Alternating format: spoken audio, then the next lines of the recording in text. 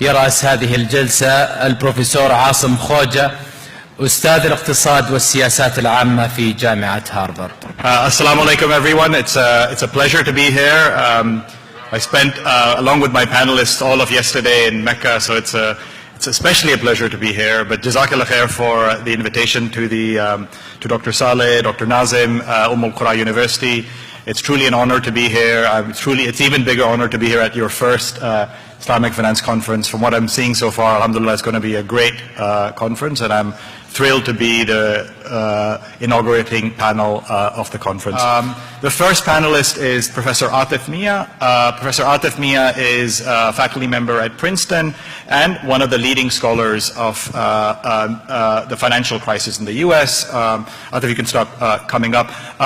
Atif's main focus in the panel is going to be to start us with a very big picture perspective, to understand what are the implications of having risk sharing enter an economy from the macroeconomic aspects of the economy. Atif has a book along with our second speaker, Amir Sufi, called The House of Debt, and Atif will draw on some of the insights from that book. So Atif, why don't you start as I walk? Thank you, Asim.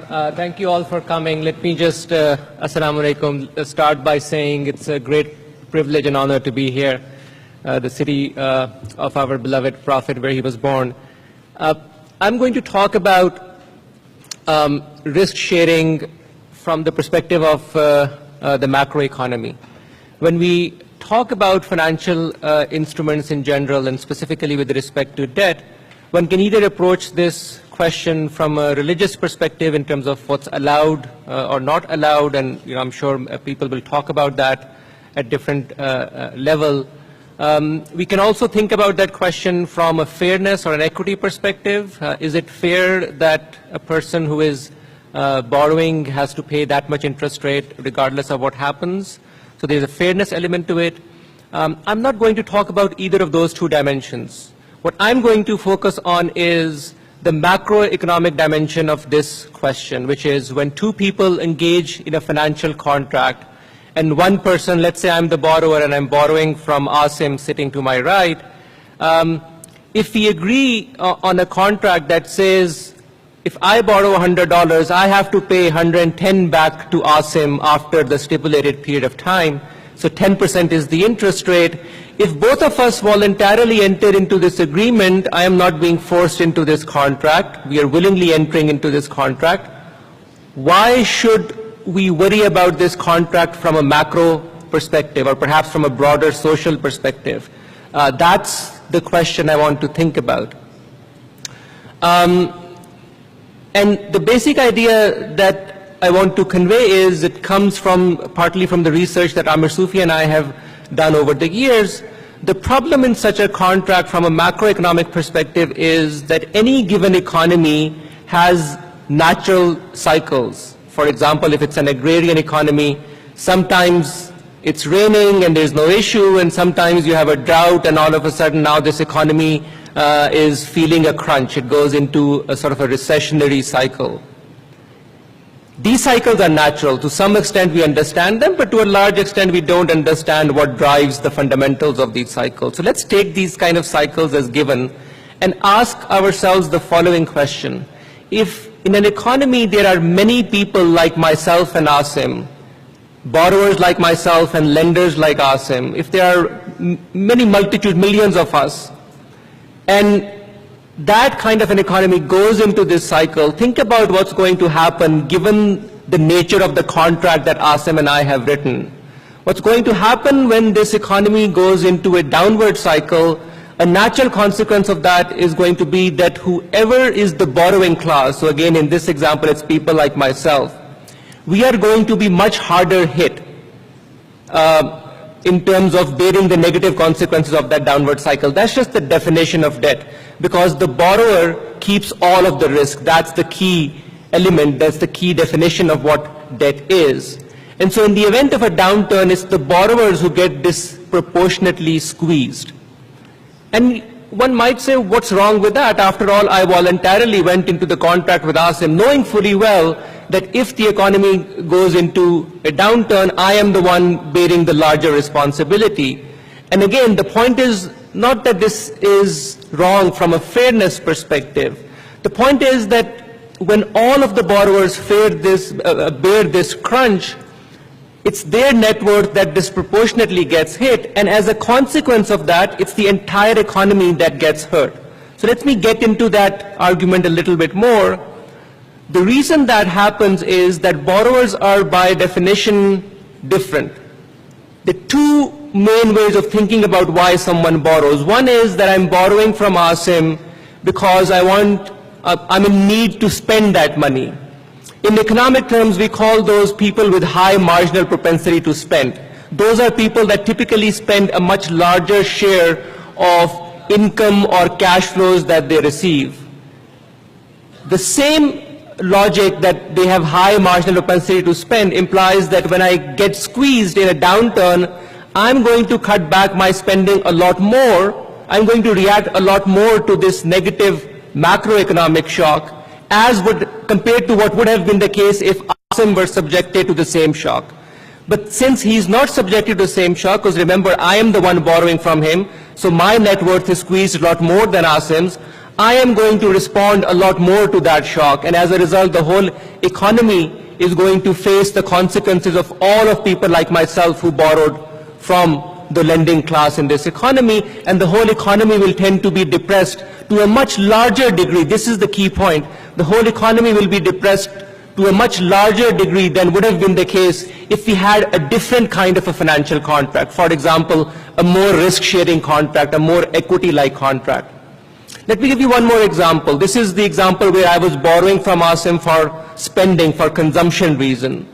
The alternative could be that I borrowed from Asim for productive reasons, that I'm the entrepreneur, I'm the businessman. Even then, the same logic goes through because by definition, since I am the businessman and I'm borrowing, I am the one who knows how to use capital productively and efficiently. And if I am bearing the disproportionate burden of the downturn in the economy, my productive capacity is going to be constrained. But in some important ways, I am the productive engine of the economy, and people like myself, remember, this is happening collectively. And so once again, if the productive class is squeezed because of the downturn, people who have excess wealth, because that's why they were lending, in this example again, it's Asim, that's why they were lending in the first place, they don't have as good a use of the capital that they now have more of as a share of the economy. And consequently, the economy again suffers a lot more than would have been the case if Asim and I were somehow able to write a contract that had better risk-sharing consequences. Okay? So this is conceptually, this is the key point. The net worth is squeezed a lot more for the borrowing class, which makes everyone worse off. It's not just about the borrowers, it makes everyone worse off. And that's a problem with not having sufficient risk sharing in the financial contract. Now, if we agree with this logic, I want to move to the next question, which is, if risk sharing is so good for the macroeconomy, why do we not see that in practice? Why do we see debt as the predominant financial contract in the economy? One reason for that might be historical or behavioral, but let me give you another very important reason, which is سلوكيات المستهلكين وإن channel or this force, this macroeconomic impact that I just talked about, الآثار المتعلقة بالاقتصاد الكلي التي تحدثت عنها معنية بأن ذلك مرتبط بأن القرارات الشخصية التي اتخذتها وعاصم ربما لا نأخذ في الاعتبار بأن هنالك عقد يجب أن نبرمه أم لا. هذه هي الطريقة التقليدية في الاقتصاد. هنالك أشياء محددة مثلا فإن التدخين للسجائر فإن ذلك يؤثر على صحة الآخرين وربما لا أعبأ لأن هذه مؤثرات خارجية. وإننا حينما نبرم هذه العقود المالية التي ترتبط بخصائص محددة فإن يرتبط بهذه الآثار الخاصة بالاقتصاد الكلي ونأخذ ذلك في الاعتبار بشأن التي العقد الذي يتأثر بكافة هذه المختلفة. لهذا فإننا يجب أن نفكر في الوكالات الخارجية التي تلعب دورا ما، وبالتالي فإنها إن أجبرت اللاعبين الفرديين لكي يأخذوا في الاعتبار هذه المؤثرات المختلفة، ذلك يمكن أن يتم عبر حوافز في سياق ميزات محددة على المستوى الضريبي أو على مستوى العقود المبرمة لسوء الحظ.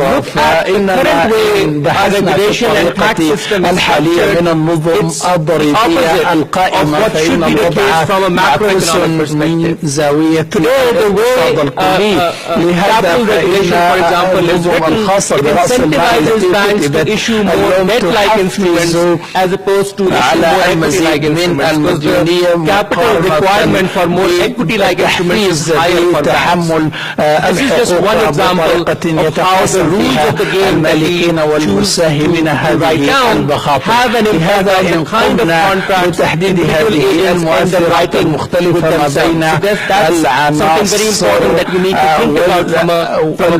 والوكلاء الفرديين فإن ذلك يجب أن يؤخذ في الاعتبار. هنالك قضايا أخرى معنية بالابتكار في القطاع المالي، وإنني متأكد بأن المتحدثين الآخرين سيتصفون لذلك. فإن التكنولوجيا تلعب دورا كبيرا في تقسيم هذه المخاطر بين مختلف أصحاب المصلحة، وهو شيء إنني متأكد سيتم الحديث بشأنه لاحقا. إننا حينما نتحدث عن العقود المالية فإن هذه العقود المالية آثارها ليست فقط معنية بالمتعاقدين، بل إن الآثار ترتبط بآثار كلية واجتماعية، ويجب أن نأخذ في الاعتبار ذلك حينما نصيغ اللوائح والنظم.